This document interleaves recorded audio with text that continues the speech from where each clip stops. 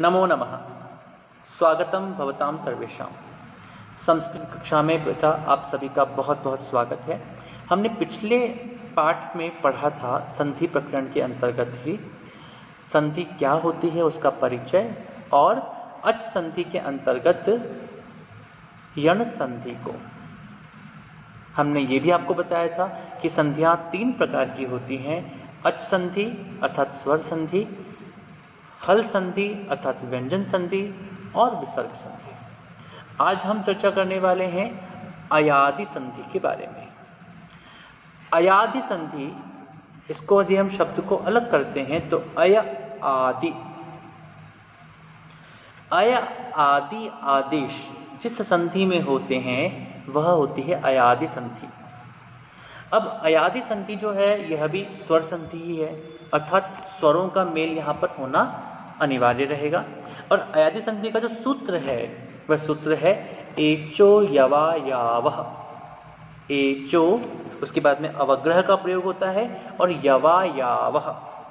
तो इस संधि का तात्पर्य, सूत्र का तात्पर्य यह है कि जहां पर एच के स्थान पर अयादि आदेश होते हैं। अब ये एच कौन है? तो एच वे वर्ण हैं जो कि प्रत्याहार में हम बात करेंगे तो एच के अंतर्गत आते हैं ए ओं ऐ औच। तो ए ओ ऐ औ, ए ओ ऐ और औ, ये 4 वर्ण जो हैं, ये 4 स्वर जो हैं, ये ही कहलाते हैं एच। तो एच के स्थान पर अयादि आदेश होंगे। कब होंगे? हमने यह संधि में पढ़ा था कि बाद में अच होने पर, वही नियम यहां रहेगा, बाद में अच होने पर, यानी कोई भी स्वर होने पर। तो जैसे एच के स्थान पर अयादि आदेश, तो अयादि आदेश में कौन कौन से आदेश होंगे? तो एच में ए के स्थान पर होता है अय, इसमें यह हलंत रहेगा अय। ओ के स्थान पर होता है अव, ऐ के स्थान पर होता है आय, और औ के स्थान पर होता है आव। इस प्रकार से इनको हम यहां पर रखेंगे। एक बात ध्यान रखें कि जो भी आदेश हो रहे हैं उसमें अंतिम वर्ण जो आ रहा है वह वर्ण हलंत होगा, जिससे कि उस हलंत वर्ण में हम आगे के स्वर को जोड़ सकें। कुछ उदाहरण लेते हैं इसके। हरये। अब हरये शब्द को जब हम संधि विच्छेद करेंगे तो संधि विच्छेद बनेगा हरे ए। अब हरे में रकार के अंदर ए है और बाद में वापस से ए आ रहा है, तो यहां पर जो रकार में ए है उस ए के स्थान पर हम अयादि संधि के उस सूत्र द्वारा, एचो यवा यावह सूत्र के द्वारा ही ए के स्थान पर अय आदेश करेंगे। तो बन जाता है हरे में से हर बचा, ए के स्थान पर अय हुआ और बाद में ए आ रहा है, तो हर अय ए। अब इन सबको हम जोड़ते हैं तो जोड़ने पर हरये शब्द बन करके आ जाता है। ऐसे ही पवनम, पो धन अनम, पवनम। पो में उकार है और ओ के स्थान पर अव आदेश होता है। अव में वह हलंत है, तो अव में जब अनम अनम जुड़ेगा, अ जुड़ेगा तो वो नकार पूरा हो जाएगा, तो पवनम रूप बन करके आएगा। ऐसे ही नायकः, नई धन अकह, ना पर ऐ की मात्रा है, नई धन अकह। नई धन अकह में ऐ के स्थान पर आय आदेश होगा और नायकः रूप बन करके आएगा। ऐसे ही पावकः, पौ धन अकह, पौ धन अकह बन जाएगा पावकः। इसी प्रकार से कुछ उदाहरण और लेते हैं जिनको आप स्वयं हल करेंगे। जैसे हैं भवती, नायिका, पवित्रम, गणयति, मनवे, नाविकः, विष्णवेः। इस प्रकार से आप इन जो वर्ण शब्द मैंने अभी आपको बोले हैं उन शब्दों को आप संधि विच्छेद करें और देखें कि इसमें अयादि संधि का प्रयोग किस प्रकार से किया गया है और किस वर्ण के स्थान पर कौन सा आदेश हुआ है। अब हम बात करते हैं अयादि संधि के बाद में गुण संधि की। गुण संधि अर्थात इसके लिए दो सूत्र आपको ध्यान रखने होंगे। एक है अदेंग गुण और दूसरा है आद गुण।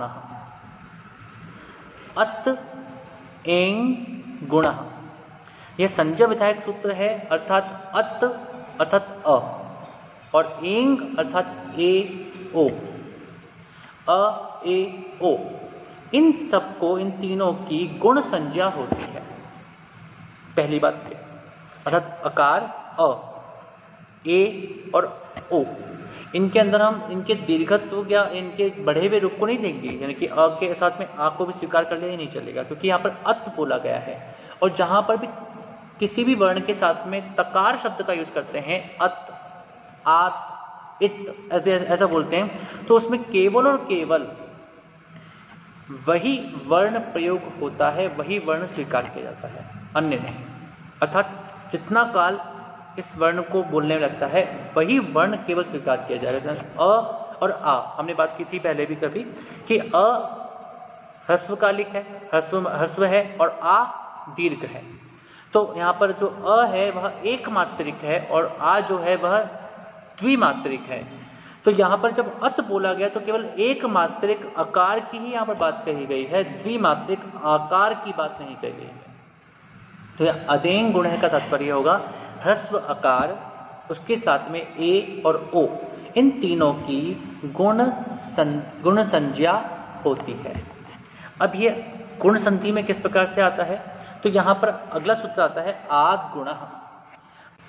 अ वर्ण के पश्चात, अ या आ वर्ण के पश्चात यहाँ पर आद का प्रयोग किया गया और आद का यहाँ पर पंचम्यंत प्रयोग किया गया। तो आद अ का पंचमी रूप है, यहाँ पर वो तकार वाली बात नहीं है। तो यहाँ पर आद का मतलब होता है अ या आ से पर, अ या आ के पश्चात यदि ई, उ, री और री इनमें से किसी वर्ण का प्रयोग हो रहा है तो हम क्या करेंगे, इन वर्णों के बाद में अर्थात अ और ई, इन दोनों को मिला करके ए बना देंगे।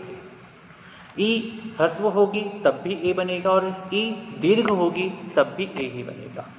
ऐसे ही उ और ऊ आने पर अर्थात ह्रस्वकार या दीर्घकार आने पर ओ बनता है। री या दीर्घ इकार रिकार आने पर, री और री आने पर अर बनता है और री आने पर अल बनता है। तो इस प्रकार से यहाँ पर हम देखते हैं कि अ या आ के पश्चात यदि ई, ओ, री इनके ह्रस्व रूप या दीर्घ रूप दोनों में से कोई भी यदि आते हैं तो उनके स्थान पर ए, ओ, अर और अल, इस प्रकार से ये वर्ण परिवर्तन होगा। और उदाहरण के रूप में जैसे नरेंद्र, तो नर धन इंद्र, नर में रकार में अ है और इंद्र में ई है, अ और ई मिलकर के ए बनते हैं तो नरेंद्र। ऐसे ही महान महेश, तो महा धन ईश, महा में आ है और ईश में ई है, तो इन दोनों के स्थान पर भी ए का ही प्रयोग किया जाएगा। ऐसे ही परोपकार, पर धन उपकार, अ उ मिलकर के ओ बन जाते हैं तो परोपकार। महोदय, महा धन उदय महोदय। देवर्षि, देव धन ऋषि, तो देव धन ऋषि में देव में व में अ है और बाद में ऋषि में रि आ रहा है, तो अ और रि ये दोनों मिलकर के अर बनते हैं और देवर्षि यह रूप बनाते हैं। वसंत धन ऋतु वसंत ऋतु, तव ऋकार तवलकार, इस प्रकार से गुण संधि का प्रयोग होता है। और इसी के कुछ उदाहरण मैं आपको ले रहा हूँ, बता रहा हूँ, और आप इनकी संधि विच्छेद करें और इसमें गुण संधि को ढूंढने का प्रयास करें।